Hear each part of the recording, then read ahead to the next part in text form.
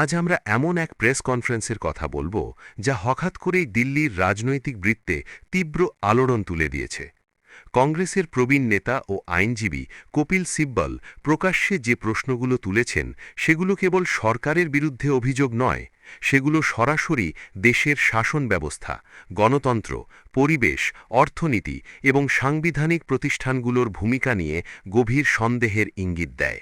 সিব্বলের বক্তব্যে বারবার উঠে এসেছে একটি মৌলিক প্রশ্ন: এই দেশ কি সত্যি সাধারণ মানুষের ন্যূনতম চাহিদার কথা ভাবছে, নাকি ক্ষমতার সুবিধাভোগীদের জন্য নীতি তৈরি হচ্ছে? তিনি শুরু করেন মানুষের সবচেয়ে প্রাথমিক অধিকার দিয়ে, হাওয়া ও জল। শাসনের হিসেব কষতে গিয়ে তিনি বলেন, ১৫ বছর এনডিএ, ১০ বছর ইউপিএ। এই সংখ্যার বাইরে গিয়ে কি কখনো সত্যিই ভাবা হয়েছে একজন মানুষ বাঁচার জন্য পরিষ্কার বাতাস পায় কিনা? দিল্লির বাতাসের দিকে তাকালেই বোঝা যায় গত এক দশকে দূষণ কমেনি, বেড়েছে।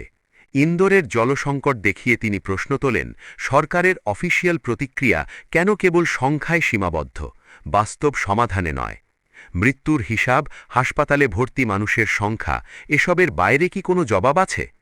এরপর আসে আরাবল্লী। দিল্লির স্বচ্ছ জলের বড় অংশ যেখানে নির্ভরশীল, সেই আরাবল্লী পাহাড় ধ্বংসের দিকে ঠেলে দেওয়া হচ্ছে খননের নামে। এ অভিযোগ নতুন নয়, কিন্তু প্রশ্নটা হল, উন্নয়নের নামে প্রকৃতির শ্বাসরোধ করা হলে শেষ পর্যন্ত ক্ষতিটা কার? হর ঘর জল প্রকল্পের কথাও টানেন সিব্বল। বড় প্রচার, বড় স্লোগান, কিন্তু বাস্তবে অনেক জায়গায় না আছে নল, না আছে জল। দেশ জ্বলছে, মণিপুরে হিংসা, নানা প্রান্তে খুনোখুনি, আর অন্যদিকে ধর্মীয় সফরের ছবি। প্রশ্নটা তাই আরও তীব্র হয়, এই দ্বিচারিতা কোন ভারতের ইঙ্গিত দিচ্ছে? সিব্বল স্পষ্ট করে বলেন, মানুষের জীবনের জন্য আরও দুটি জিনিস অপরিহার্য: শিক্ষা ও স্বাস্থ্য। ২০১৪ পর এমন কোন নতুন নীতি কার্যকর হয়েছে যা মাটিতে নামিয়ে মানুষের জীবনে বদল এনেছে? এই প্রশ্নের উত্তর খুঁজে পাওয়া কঠিন, বরং তিনি ইঙ্গিত দেন ভোটার তালিকা বদলানো, প্রক্রিয়ার নামে নিয়ন্ত্রণ, এসব যেন এখন বড় এজেন্ডা। এখানেই তিনি আঙুল তোলেন নির্বাচন কমিশনের দিকে। তার বক্তব্যে উঠে আসে, বিরোধীরা কোনো দাবি তুললেই যেন কমিশন প্রতিপক্ষ হয়ে দাঁড়াচ্ছে। পশ্চিমবঙ্গ থেকে নির্বাচিত জনপ্রতিনিধিরা কমিশনে গেলে তাদের সঙ্গে আঙুল তুলে কথা বলা হচ্ছে। নির্বাচিত বনাম মনোনীত, এই টানাপড়েন কি গণতন্ত্রের পক্ষে শুভ? ইতিহাস টেনে সিব্বল মনে করিয়ে দেন স্বাধীনতার পরের প্রথম বড় সংস্কারের কথা: জমিদারি প্রথার অবসান। জওহরলাল নেহেরু সেই সময়ে চাষিদের হাতে জমির অধিকার তুলে দিয়েছিলেন। আর আজ অভিযোগ উঠছে, শিল্পপতিদের হাতে বন্দরের চাবি, বিমানবন্দরের চাবি, সবকিছু তুলে দেওয়া হচ্ছে। সাধারণ মানুষের বদলে বড় পুঁজি কি নতুন জমিদার হয়ে উঠছে? এই বদলটাই কি গত ১১ বছরের সবচেয়ে বড় বৈশিষ্ট্য? জিএসটি প্রসঙ্গে তিনি বলেন, বহু বিশেষজ্ঞের সতর্কতা উপেক্ষা করে সিদ্ধান্ত নেওয়া হয়েছে। আজ পরিবর্তন আসছে, কিন্তু তার ফল কি? রাজস্ব কমছে, রাজ্যগুলোর হাতে টাকা নেই, আর মনরেগা থেকে গান্ধীর নাম সরানো।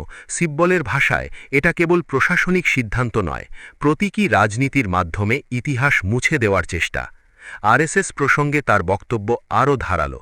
গডসে প্রসঙ্গ টেনে তিনি বলেন, একসময় সংগঠন নিষিদ্ধ হয়েছিল, প্রতিশ্রুতি দেওয়া হয়েছিল রাজনীতিতে না ঢোকার। আজ বাস্তবতা কি? বিশ্ববিদ্যালয়, প্রতিষ্ঠান, রাজ্যপাল, সবখানে আনুগত্যের প্রশ্ন। এই প্রাতিষ্ঠানিক দখলদারি কি সংবিধানের চেতনার সঙ্গে সঙ্গতিপূর্ণ? বিদেশ নীতি নিয়ে সিব্বল বলেন, আজ ভারত ক্রমশ একা হয়ে পড়ছে।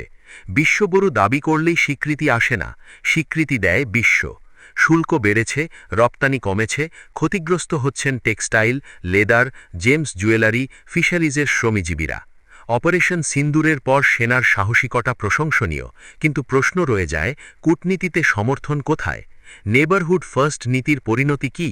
বাংলাদেশ, নেপাল, শ্রীলঙ্কা, কে পাশে দাঁড়ালো? সবশেষে সিব্বল যে কথাটা বলেন সেটাই সবচেয়ে উদ্বেগজনক। এই সরকার কথা বলতে চায় না। সংখ্যাগরিষ্ঠতার জোরে বিল আনা, সঙ্গে সঙ্গে পাশ, কমিটি, আলোচনা, বিতর্ক ছাড়াই। ৩৭০ ধারা, এক সকালে আনা, পাশ। ১৯৫০-এর পর কি এমন নজির ছিল? আর যখন কেউ প্রশ্ন তোলে, দাঁড়ানোর মতো শক্ত বিরোধী কণ্ঠ কি আর অবশিষ্ট আছে?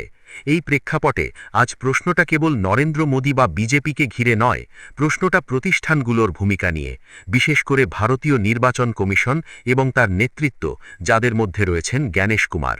গণতন্ত্র কি কেবল ভোটের অঙ্কে সীমাবদ্ধ, নাকি জবাবদিহি, বিতর্ক ও ভিন্ন মতের সুরক্ষা তার প্রাণ? এই প্রশ্নগুলোর উত্তর খোঁজাই আজ সবচেয়ে জরুরি। বন্ধুরা, আপনারা কি মনে করেন, এই অভিযোগগুলো কি সাময়িক রাজনৈতিক বক্তব্য, নাকি গভীর কাঠামোগত সংকেত? দেশের ভবিষ্যতের জন্য এই বিতর্ক কতটা গুরুত্বপূর্ণ? জবাব দেবেন আপনারা। Please subscribe the Daily News YouTube channel and like this video, share your opinion. Thank you.